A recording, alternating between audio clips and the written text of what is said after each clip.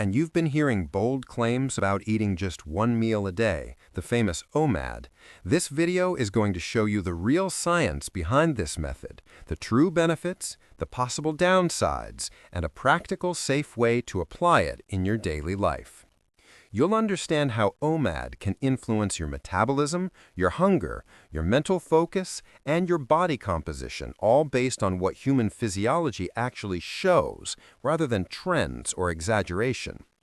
OMAD stands for 1 meal a day.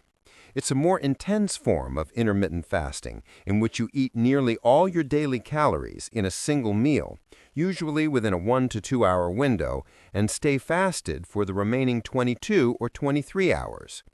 It's one of the simplest and most structured forms of fasting, and that's exactly why so many people over 40 are drawn to it. Fewer decisions, less anxiety around food, and much more focus. But why does this approach seem to work so well for people beyond their 40s? As we age, our bodies naturally become more resistant to insulin, we accumulate more visceral fat, and we lose muscle more easily unless we fight against it. Eating multiple times a day, especially carb-heavy meals or frequent snacking, keeps insulin elevated all the time, making it extremely difficult for your body to burn stored fat. When you extend your fasting window, insulin stays lower for longer, and that finally allows your body to tap into those fat reserves. It's like flipping a metabolic switch that has been stuck for years. Another major reason OMAD catches people's attention is mental clarity. Many people describe feeling lighter, more focused, and more stable throughout the day. There's science behind that.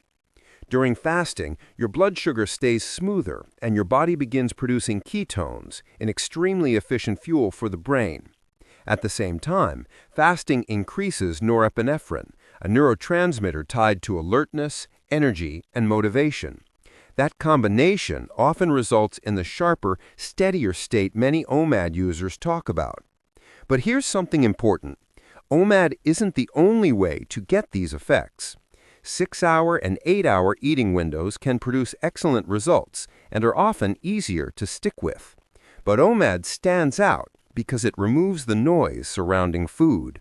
You're not thinking about eating all day long, not planning meals every few hours, not counting calories constantly. For people over 40 who face busy schedules, stress, cravings, or low energy, that simplicity becomes a powerful advantage. Let's talk about meal timing. Most people practicing OMAD prefer eating in the late afternoon or early evening. The reason is simple. Melatonin rises at night, and insulin sensitivity drops. The same meal that your body handles well at noon can spike your blood sugar much more at night. That's why having your OMAD meal between around 4 p.m. and 7 p.m. is often a smart strategy.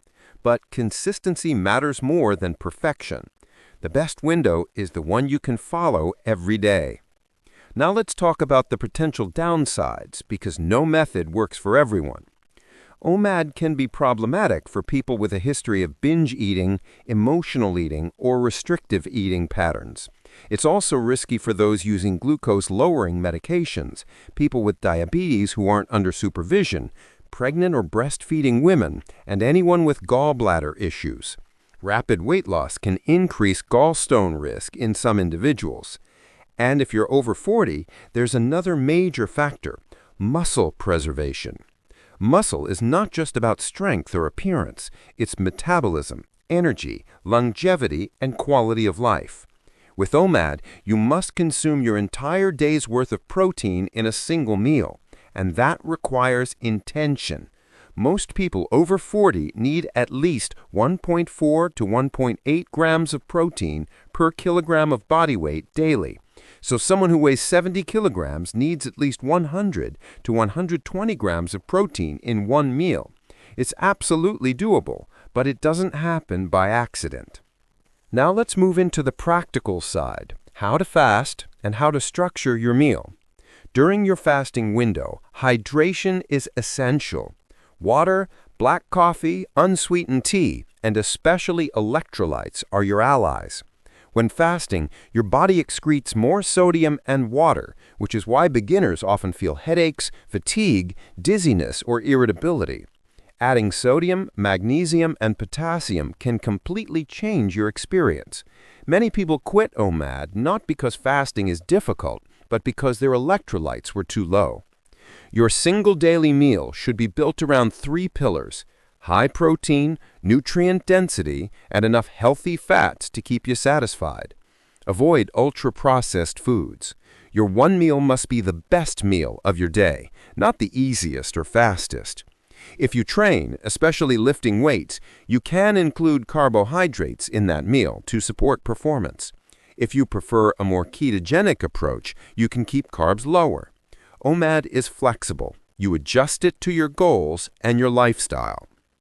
Now about metabolism and the thyroid, a common fear. Research shows that intermittent fasting does not reduce your metabolic rate beyond what happens during normal calorie deficits. What truly slows metabolism is eating far too little for long periods. If you feel weak, excessively cold, irritable, or if your exercise performance drops, that's a sign your approach needs adjusting. OMAD should make you feel lighter and more energized, not depleted. So how do you start OMAD without suffering? The answer is you don't start with OMAD at all. Shrink your eating window gradually. Start with 12 hours, then 10, then 8, then 6. Once your body adapts and you feel stable, only then try occasional OMAD days. This gradual approach is easier on your hormones, digestion, and mindset. A very effective strategy for people over 40 is alternating. OMAD 3 to 5 days a week and a wider window on workout days. This improves adherence, reduces stress, and prevents the feeling of extreme restriction. Flexible fasting is sustainable fasting.